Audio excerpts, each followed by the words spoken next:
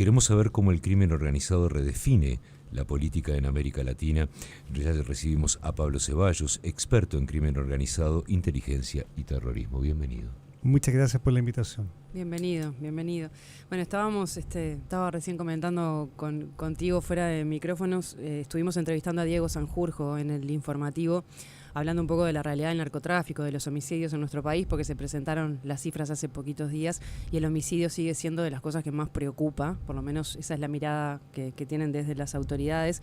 ¿Y qué es lo que se puede hacer, ¿no? Teniendo esa mirada a América Latina y a historias que parecen que van por adelante nuestro, pero hay lecturas que dicen que seguimos ese camino, otras que no vamos tan rápido. ¿Qué mirada podemos tener de en qué baile estamos metidos? No es el mejor baile para estar metido, pero hay oportunidades de bajarse del baile probablemente.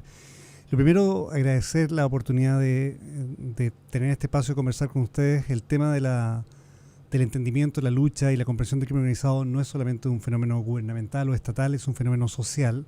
Tenemos que entenderlo, los roles de la comunicación, de la prensa independiente es parte muy activa. Fíjate que el verdadero ataque del crimen organizado no es necesariamente contra el Estado, sino contra quienes denuncian la presencia del crimen organizado y sus vínculos con el poder. Eso ha pasado en Paraguay, más de 20 personas asesinadas, periodistas asesinados por informar y muchos otros silenciados por hacer lo mismo. Entonces agradezco este espacio, los felicito.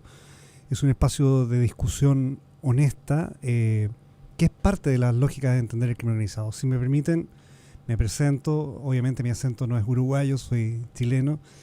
Llevo bastantes años investigando en campo el fenómeno del crimen organizado. Significa asistiendo a los lugares más complejos, con mi socio Douglas Fara, que no pudo asistir hoy.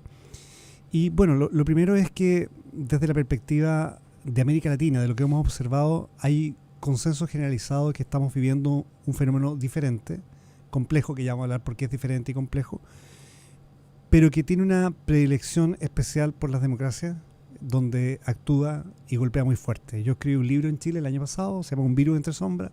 El virus es, en definitiva, el virus criminal, y las sombras son aquellos espacios que la democracia y la estabilidad dan, y donde este virus puede crecer, reproducirse o golpear más fuerte o interactuar con otros organismos.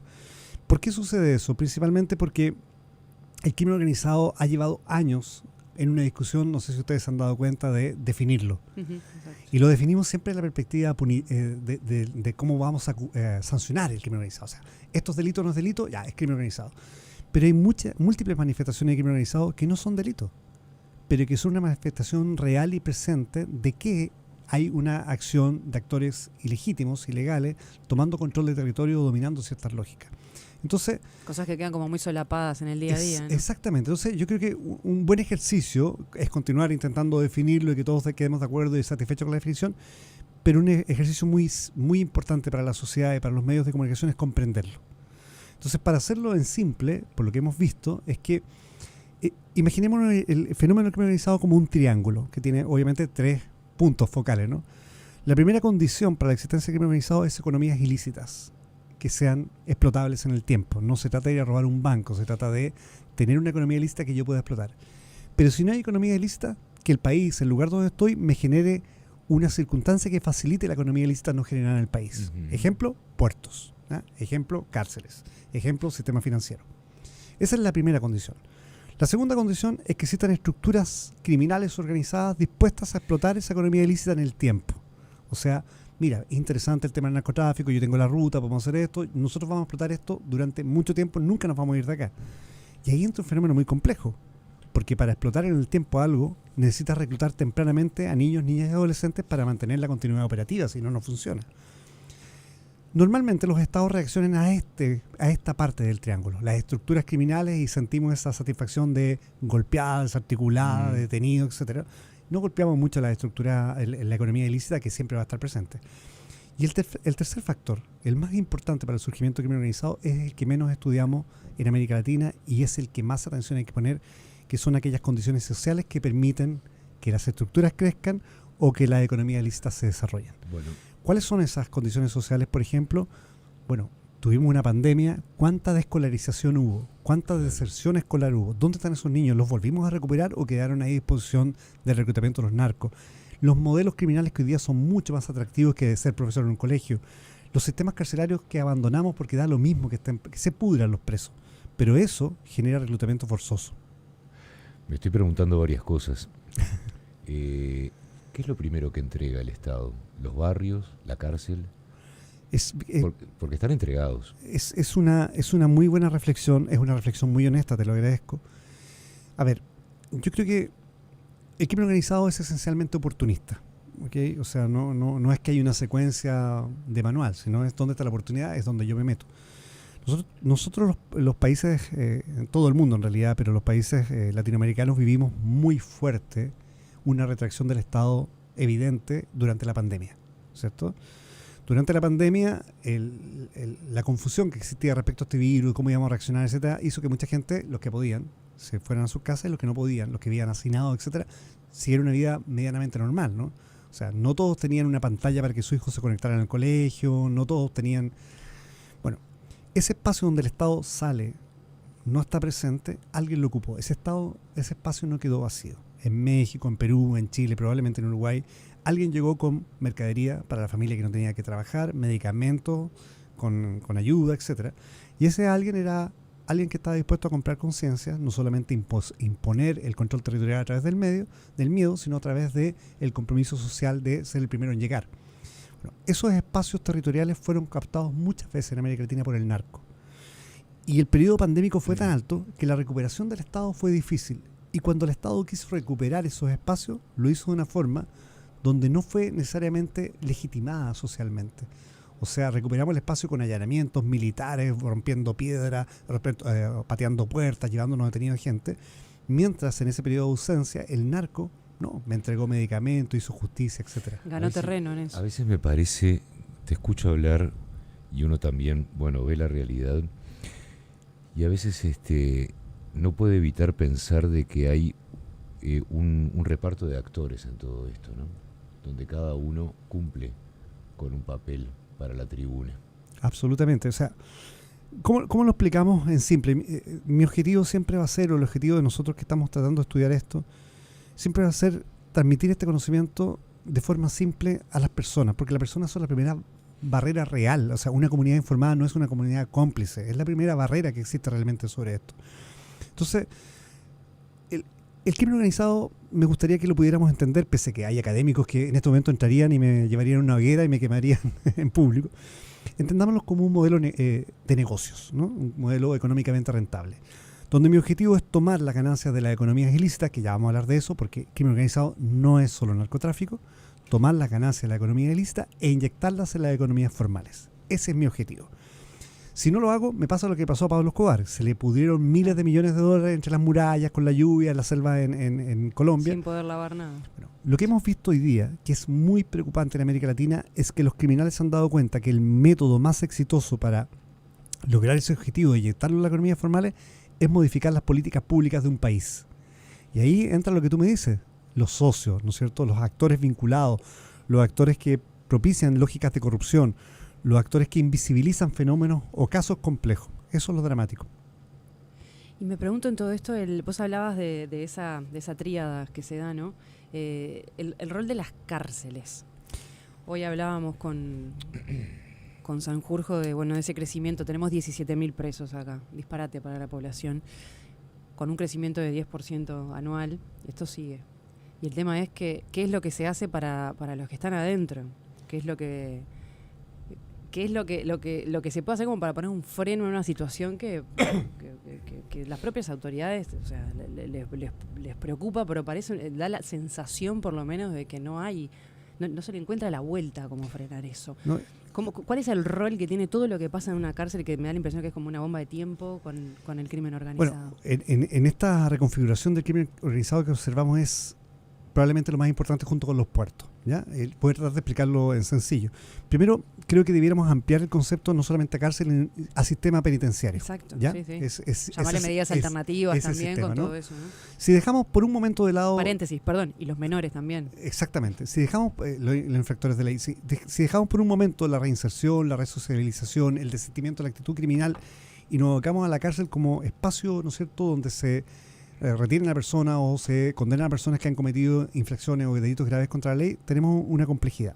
La primero es que en los últimos 30 años las organizaciones criminales más peligrosas, con capacidad transnacional, es decir, de avanzar de un país a otro, surgieron desde una cárcel. Ya, eso es lo primero que hay que tener claro. Surgieron en Brasil, el primer comando de la capital, su vecino, ¿no es cierto? El comando Vermelo, surgieron en Venezuela, el Tren de Aragua, en Ecuador son los actores principales de la crisis, choneros, lobos, tiguerones, y así en diferentes cárceles de América Latina.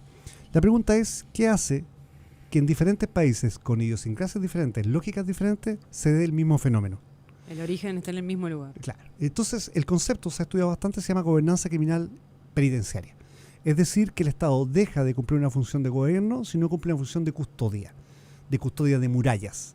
Porque históricamente, en los países como el nuestro, se ha considerado que, la frase que ustedes tienen que haber escuchado más de una vez, nosotros controlamos todas las cárceles. No hay cárcel donde no entremos.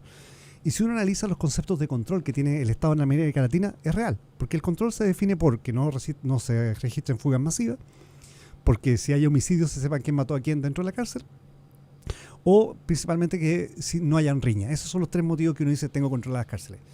Pero si solamente sumamos dos variables más, que ningún criminal se convierta en empresario dentro de la cárcel, o que ningún criminal realice operaciones o se comunique desde la cárcel para operaciones exteriores, el concepto de control empieza a diluirse, ¿no? No tenemos tanto control en las cárceles. Pero ¿qué sucede? Sucede que en la cárcel hay diferentes niveles de personas privadas de libertad. Hay personas que son primerizas, que tuvieron una cuestión, y hay criminales terribles, psicópatas, etcétera. Cuando se genera la gobernanza criminal penitenciaria, una estructura criminal empieza a dominar todas las dinámicas de la cárcel. ¿Quieres comer? Me pagas a mí. ¿Quieres dormir? Me pagas a mí. ¿No quieres que te violen? Me pagas a mí. ¿Quieres que te visite tu mujer? A mí. Y el privado de libertad que no está asociado a esa estructura criminal tiene dos caminos. O paga cada vez que le digan que tiene que pagar, o se suma a la estructura criminal dominante.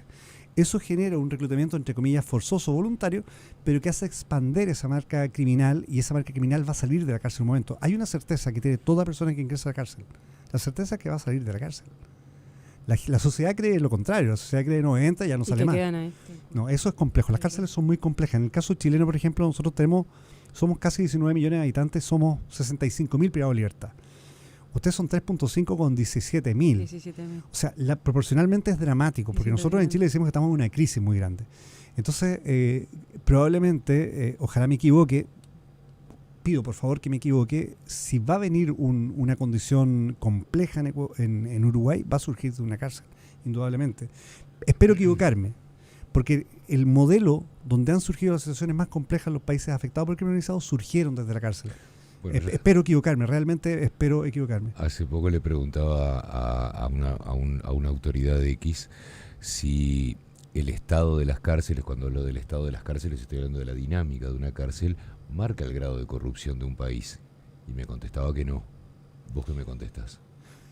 No, yo creo que sí. La forma como se maneja un sistema penitenciario marca hoy día, probablemente en estudios anteriores, en información comparada probablemente de años atrás, quizás no era tan relevante, pero hoy día lo que vemos en el crimen organizado, entendiendo que han surgido muchos desde la cárcel, la situación, no solamente la corrupción, sino muchas otras condiciones. Y yo quiero ser muy claro con esto. Mira, normalmente los recintos penitenciarios tienen que tener lógicas de segmentación y clasificación. O sea, tú entras, yo veo cuál es tu nivel de peligrosidad, tu nivel de posibilidad de reinsertarte, y tengo que poner en ambientes que te pueda proteger, entre comillas, o te tenga que cuidar respecto a eso.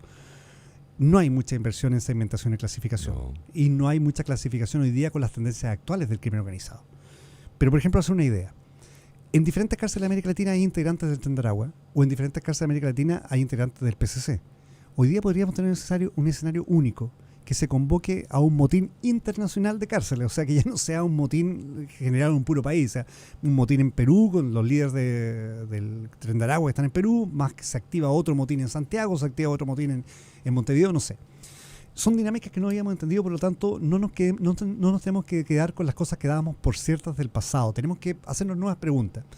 El tema de las cárceles es complejo porque en el caso de mi país, entonces 65.000 privados de libertad, en Chile se permite, por ejemplo, que dentro de las cárceles existe una cantidad de dinero, puedan mover dinero, tengan dinero para poder pagar agua, etcétera, aquello que el Estado no puede cumplir, se pueden comprar con esos servicios. no está reglamentado por ley, sino está reglamentado administrativamente por un decreto interno de las cárceles y permite alrededor de entre 160 o 260 dólares. Pero si calculamos eso con la cantidad de privados de libertad, en un hipotético caso que todos tuvieran ese monto, en las cárceles en Chile podría haber 9.6 millones de dólares dando vuelta. ¿Qué significa eso? Para hacer una idea. Significa que si los antecedentes chilenos, por ejemplo, establecen que el 82% de las personas que ingresan al circuito cerrado se declara consumidor de droga y yo controlo una cárcel y además puedo vender el producto privado como la cárcel entre 3 y 10 veces más caro, mi negocio está dentro de la cárcel. No va a estar en controlar un barrio, porque tengo 82% de público cautivo y tengo una ganancia 3 a 10 veces más grande. Entonces, eso explica por qué muchas cárceles no se generan fugas masivas, pese a que hay muy poco control estatal para que no se genere esa fuga. Es interesante este fenómeno. ¿Esto va a estar siempre marcado por la violencia? Porque, a ver, consumidores de droga, el ser humano ha consumido cosas desde que puso los pies sobre la tierra. Han cambiado lo que consume, pero siempre ha consumido. La mejor guerra contra el narcotráfico es no consumir, pero sin embargo no vas a lograr que la gente no consuma. Uno lo que se pregunta muchas veces, teniendo en cuenta que a veces muchos de estos personajes, o quizás no los personajes en sí, sino quienes están por debajo de ellos, son como una especie como de proveedores de su barrio, lo decías vos al principio de esta conversación. Uno se pregunta cuál es el papel que juega la violencia en todo esto, ¿no? A ver, la violencia ha resultado el método más eficaz para el ingreso de nuevas estructuras de crimen organizado en América Latina en los últimos años. Ajá. No hay ninguna estructura que ingrese sin violencia, porque es una forma de potenciar su marca criminal y tener un mejor precio en la bolsa de mercado criminal, ¿no? Porque hay estructuras criminales que no generan tanta violencia como la Andrangheta italiana, pero ellos no van a mandar a todos sus soldados a controlar el puerto de Montevideo, van a contratar a algún grupo local que pueda controlar el puerto de Montevideo. ¿Para qué se van a ensuciar ellos si pueden subcontratar este servicio? Pero la violencia está asociada hoy día como método exitoso no solamente al narcotráfico. Resulta que detrás de una estructura criminal que tenga una marca poderosa, que genera un control del territorio, no solamente el narcotráfico lo que ejecutan. O sea, si tú tienes un territorio para vender droga, también tienes el mismo territorio para extorsionar. También tienes el mismo territorio para administrar la prostitución ilegal. También tienes el mismo territorio para traficar niños, traficar armas, traficar drogas, traficar lo que tú quieras. Entonces, el negocio rentable es controlar espacios físicos que me permitan mayor rentabilidad con múltiples economías ilícitas más allá del narcotráfico. O sea, supongamos que yo controlo uno de los tantos pasos fronterizos porosos que tiene el Uruguay, sea por hidrovía o sea por pasos terrestres, ¿no? Supongamos que lo controlo. Y mi negocio inicial es pasar droga. Yo no voy a pasar droga cada 30 días y 29 días no voy a generar nada si controlo el paso. Tengo que ganar algo con el paso. Entonces aprovecho a pasar cigarrillos ilegales, personas, armas, municiones, dólares. Porque yo lo que tengo para ofrecer a los diferentes actores criminales es lo que yo controlo el paso. No se olviden ustedes que el primer cartel de Guadalajara y los carteles posteriores que han generado oleadas de violencia irracional en México surgen porque lo que ellos ofrecen no es cocaína. Es el paso hacia el mercado mayor consumidor de cocaína que tenía. Su negocio es la frontera. Bueno, nosotros, mi país, el país de ustedes también tiene un negocio fronterizo muy interesante, se llaman puertos, y hay que ponerle mucha atención. Ha pasado ya, ¿no? Cómo ha estado el puerto de Montevideo también en la mira y en el debate y los controles y demás. La ruta completa, exacto, no es solamente el puerto, es el ecosistema completo. Exacto, y ahí está la discusión si sos acopio, si sos pasaje, ¿no? Pero me quedo pensando en el límite dónde está, en el freno dónde está, si puede existir un freno, ¿no? Tiene tantas aristas estos que por dónde... Y mirando la experiencia latinoamericana, ¿no? Ustedes en la publicación, ¿por qué el crimen organizado es cada vez más grave en América Latina? Es que me pregunto eso, o sea, ¿por dónde se empieza a frenar o qué es lo que pasa de cada vez es peor? ¿O se va subiendo la vara cada vez más y más y más y más? Estamos en un momento muy complejo, porque el crimen organizado como nunca, y la corrupción vinculada al crimen organizado como nunca en la historia, es un fenómeno existencial para las democracias, porque si ustedes miran, la respuesta más atractiva es el autoritarismo, que es una respuesta temporal, pero que la gente necesita y necesita una respuesta. Entonces las democracias están en cuestionamiento respecto a esta afectación del crimen organizado, y para el crimen organizado eso es perfecto.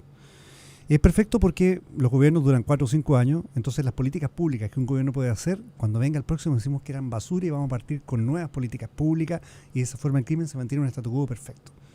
Ecuador tiene un fenómeno de resiliencia muy especial, muy interesante y probablemente gran parte de la solución democrática para enfrentar el crimen organizado podría, si es que existe la voluntad, de surgir de Ecuador, de Uruguay. ¿Por qué? Porque en Uruguay es uno de los pocos países que me ha tocado trabajar donde puedo ver que se sienta un representante de un partido político de un extremo con el de otro extremo, conversan, se toman un mate, llegan a acuerdo y pueden decir, mira, esto es grave, trabajemos en conjunto en esto. Aunque esto no lo crean, en gran parte de la región eso es casi impensable. O sea, solamente porque tú piensas diferente a mí, lo que tú piensas, aunque sea una buena idea, no sirve. Ahí hay un punto de resiliencia muy fuerte, se llama protección de la democracia. Uruguay tiene que trabajar en la protección de su democracia. ¿Cómo se hace para luchar contra el crimen organizado? Primero, no buscar un modelo que haya sido eficaz en otro lugar porque no necesariamente va a ser eficaz donde estamos, ¿no? Pero yo creo que se puede crear un modelo uruguayo de resiliencia muy alta. Una de las formas de hacerlo es, primero, esta capacidad que tienen los actores de conversar. Segundo, que creo que es el punto que podría solucionarse rápidamente, tener un diagnóstico común. Lo que dijo el entrevistado anterior me parece que ya es parte de ese diagnóstico común, porque el problema que tenemos en nuestra región es la soberbia. A nosotros no nos pasa. Somos chilenos, somos uruguayos, somos diferentes al resto. Aquí no pasa esto. Acá no va a llegar. Acá no va a llegar, nosotros estamos... Bueno, llega. Y llega y golpea muy fuerte cuando tú lo niegas. Costa Rica está en un momento muy complejo. Pero Costa Rica tiene algo que no tiene Uruguay, o sea, que tiene Uruguay, que tiene Chile, que es el botón de resiliencia final, que son sus Fuerzas Armadas. Ya, no pudimos controlarlo policialmente, pongamos las Fuerzas Armadas a la lucha. Costa Rica no tiene. Y Costa Rica está teniendo problemas muy serios respecto al ingreso del crimen organizado. Él lo ponía como ejemplo justamente de un país bastante con mucha similaridad a Uruguay que también estaba teniendo este tipo de problemas. Es tremendamente complejo el asunto y también un concepto que manejaba Sanjurjo que quiero tu opinión es la madurez del sistema político, más allá de sentarse unos con otros en una misma mesa y ponerse de acuerdo en un diagnóstico. El tema es el paso siguiente a ese, porque si vos dentro de 5 años, 4 años, depende de cada país, pero si venís, borrás de un plumazo todo lo hecho y ni siquiera se respetan consensos, que son los puntos en los que quedamos de gravedad, es como cada vez empezás de cero. O sea, no importa el gobierno que venga, se va cambiando y cambiando. Y él lo mencionaba como un ejemplo de que hace años que viene pasando en materia por lo pronto, de seguridad, ¿no? Que llega un punto en el que no lográs avanzar, empezás como a retroceder en cierta forma. Yo estoy absolutamente de acuerdo con lo que él plantea, argumentando un tema más. El crimen organizado estudia las democracias y estudia los lugares donde puede golpear. O sea, no es casualidad. Uruguay está siendo estudiado hace mucho tiempo. Ustedes estuvieron en la fuga de Rocco Moravito, participan actores que no son uruguayos en un vehículo que es chileno. O sea, hay cosas muy, muy raras ahí. Entonces, hay un tema muy importante ahí. Yo creo que esto es una construcción en bloque y por escala. El primer pie de la escala obviamente es el diagnóstico compartido común y que ese diagnóstico puede adaptarse en el tiempo, pero no puede ser cambiado por otro diagnóstico a corto plazo porque el que hizo el diagnóstico no me representa ideológicamente a mí. Ese es el primer paso. La segunda parte es la construcción de la capacidad legal para enfrentar los problemas que tenemos, ¿no es cierto? ¿Qué vamos a sancionar? ¿Cómo vamos a sancionar? ¿Qué vamos a dejar de sancionar? Porque tampoco podemos llenar todo el mundo en la cárcel. Entonces, tenemos que ver esa forma. La parte legal, que es la construcción legal de esta escalera que estamos construyendo para enfrentarlo. Una vez que tengamos eso definido, que se avanza en paralelo, no necesariamente que se parte de una, no, tenemos que avanzar en la capacidad técnica de nuestras fuerzas, de nuestra inteligencia, de la policía, la capacidad de ayudar también en la parte educativa para inyectar la legalidad a los jóvenes, para construir parte de este edificio. Y la más difícil de la escala es comprometer socialmente a las personas a entender que esto es un desafío de Estado, un desafío democrático. Entonces, cuando uno empieza a construir es una escalera que de repente la escalera puede tambalearse, etcétera, pero tiene claros los objetivos, por lo menos los pisos de la escalera, yo creo que se puede avanzar harto y yo creo que Uruguay puede ser un modelo para América Latina, un modelo, por ejemplo, que reemplace el modelo más atractivo que escuchamos hoy día, que es Bukele, el modelo de Salvador. Quiero preguntar cómo se analiza o qué se concluye de ese modelo. ¿Es un analgésico? ¿Es un antibiótico? Digo, son cosas diferentes, ¿no? A veces tenés un alivio. Es un placebo. Claro, un alivio momentáneo, un alivio de mentira o la cura. Mira, muchas veces cuando uno opina del modelo Bukele, termina con comentarios diciendo este comunista no quiero escucharlo más o este fascista no quiero escucharlo más, porque no se puede tener un punto neutro con el modelo. Quiero explicar un par de cosas del modelo. El modelo Bukele, el modelo que existe de cárceles, alta seguridad, ¿no es cierto?, personas que son privadas de su libertad sin un debido proceso, etcétera. Si tú vas y le preguntas a la gente en El Salvador si le gusta, te van a decir que sí. La fórmula ha sido con una reelección que es inconstitucional, pero el presidente que se mantiene un alto estándar, ¿no es cierto? El problema del modelo Bukele son las sombras del modelo Bukele. Porque cero tasa de homicidio, cero tasa de violencia, uno tendría que analizar si eso es cierto o no es cierto. El problema es que las formas de analizarlo, los observatorios para usarlo, Bukele los ha ido pagando uno por uno y ha designado a personas clave en la lucha contra el crimen organizado de su sector. Por lo tanto, no nos garantiza que si hay alguien vinculado a su sector en el crimen organizado, sea tocado. Pero tampoco tenemos claridad si esa cera cantidad de homicidios que se registra va de la mano de las desapariciones que no sabemos dónde están esas personas. O sea, a lo mejor lo que estamos haciendo es un mal conteo. Un mal conteo que tiene un efecto, sí. La gente quiere el modelo. Uno se pregunta, por ejemplo, cosas muy básicas. ¿Cómo tú logras contener en una cárcel a 50.000 personas y manejar la libido, por ejemplo, esos 50.000 privados de libertad, sin que haya motines? Es una muy buena pregunta. Otra pregunta más sencilla. ¿Has metido preso a todas las maras? ¿Dónde están las armas? ¿O dónde están los líderes de las maras? Porque sabemos que están los pandilleros en la cárcel. Sí, pero los pandilleros están en la cárcel siempre. Es como volver al vientre materno. Entonces, las áreas grises del modelo son las que preocupan. Porque claro, ese modelo funciona perfectamente en El Salvador, que es un país pequeño. Pero quizás si aplicáramos el modelo Bukele en otros países, el efecto podría ser dramático. Sin embargo, tengo que decir que hay suficiente evidencia para establecer que para llegar a ese modelo lo que hubo más que un control, una guerra del Estado contra el crimen organizado, hubo un pacto con las estructuras criminales. Los pactos han ocurrido siempre. El problema es cuando el pacto se hace a espaldas de la ciudadanía, porque eso daña definitivamente la democracia. De cualquier manera, pacto o no, pone como objeto a cada una de las personas que están privadas de libertad en estas cárceles como objeto de pacto también. Absolutamente. Y eso es algo para que se piense desde ese lado. Había una cosa que para terminar me interesaba destacar. Tú decías que no es conveniente tomar modelos porque todas las sociedades son diferentes. Claro. Tenemos que construir nuestro propio modelo. Estoy absolutamente convencido de eso. El riesgo que tiene es construir un modelo desde la soberbia. Hay que construir el modelo desde la humildad.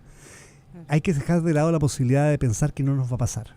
Conviene, la otra vuelta yo decía, ¿no?, que nosotros cuando hablamos de los antecedentes de una persona que va a ser privada de libertad, los únicos antecedentes que tenemos en cuenta son sus antecedentes criminales. Nunca tomamos sus antecedentes educativos. No sabemos hasta cuándo hizo de escuela, si hizo hasta algún año de liceo. No sabemos si de repente en algún momento tuvo un oficio. Son importantes también esos antecedentes a la hora de por lo menos empezar a bocetar un modelo de reforma. Yo creo que son claves inicialmente para ordenar las cárceles, segmentar y clasificar.